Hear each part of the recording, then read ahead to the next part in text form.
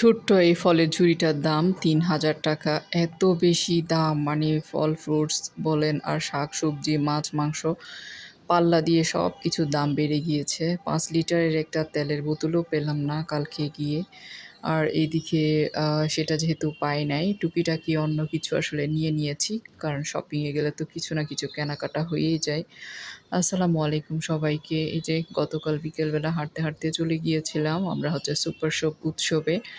আ উৎসবে গিয়েছিলাম মূলত আমার হচ্ছে সয়াবিন তেল প্রয়োজন ছিল।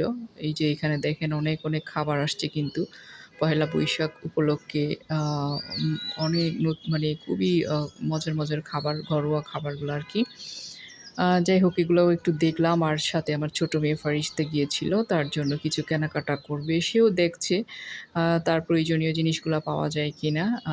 ঘুরে, ঘুরে দেখছিল, সাথে আমিও দেখছিলাম আমার টুকিটাকি কী জিনিস কেনার আছে সেগুলা। আর আমার হাসব্যান্ড গিয়েছিল, সেও দেখছিল। সে মূলত দেখছে যে তেলের কী অবস্থা, তেল আছে কিনা। যাই হোক এদিকে হচ্ছে ফারিস্তা মামুনি তার জন্য স্টিকার নিল কিছু। এরপরে হচ্ছে এদিকে আমরা জুস দেখছিলাম। বেশ নতুন, নতুন অনেক জুস আসছে দেখলাম যে কাঁচের বোতল করা এই জুসগুলা। ওখানে কিন্তু তোকমা দানা দেখা যাচ্ছে।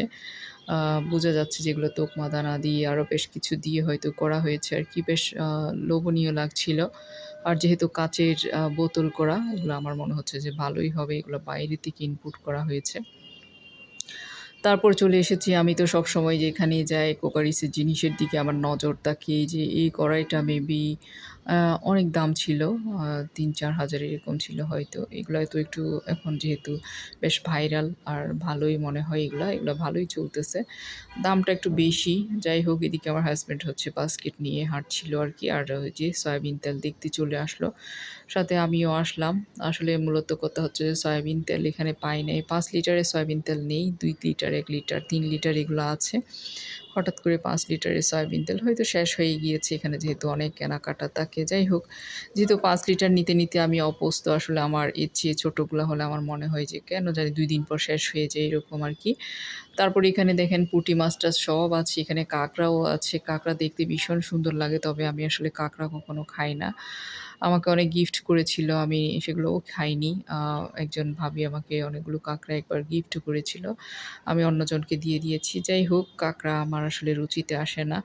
এদিকে হচ্ছে এগুলো না পেয়ে আমি একটা সামোসার শিট নিয়ে ফেলেছি। এটা দিয়ে সামোসা হোক, রোল হোক করলে কিন্তু ভীষণ মজার হয়।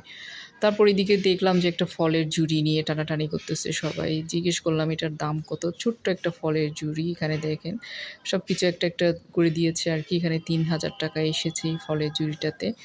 আ কেউ একজন অর্ডার করেছে, উনি হচ্ছে নিয়ে যাচ্ছিল আরকি। তারপর ফলের এই যে আ সাজানো এত সুন্দর, সুন্দর করে ফলগুলা সাজিয়ে রেখেছে। অনেক নতুন, নতুন ফল দেখেছি এবার, বিদেশি বাইরের ফলগুলা আরকি।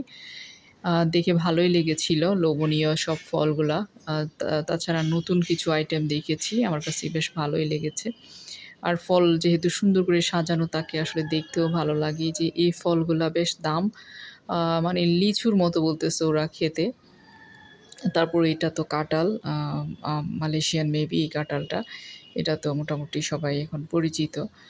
যাই হোক, আম তারপরেও আমার দেশি খাবারের কোনো তুলনাই হয় না। আর এটা তো খেয়েছি আমরা, বিদেশ থেকে এনেছিল সৌদি আরব থেকে এই ফ্রুটসটা।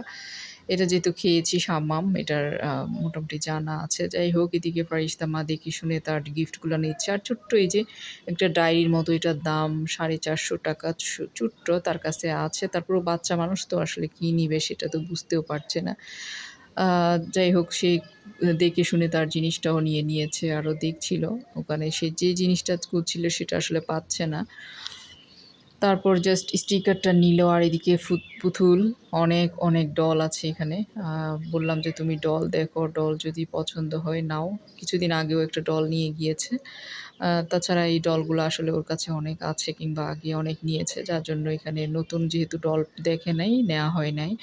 এখন শুধু তার জন্য একটা স্টিকার আর আমার জন্য হচ্ছে এই যে আ একটা সমোসার শিট নিলাম। তারপর এই যে বাপ-মেয়ে টুনটুন করে হেঁটে, হেঁটে বাসার দিকে চলে আসলাম। আ দেখি আজকে আবার গিয়ে দেখব ৫ লিটার তেল পাওয়া যায় কিনা।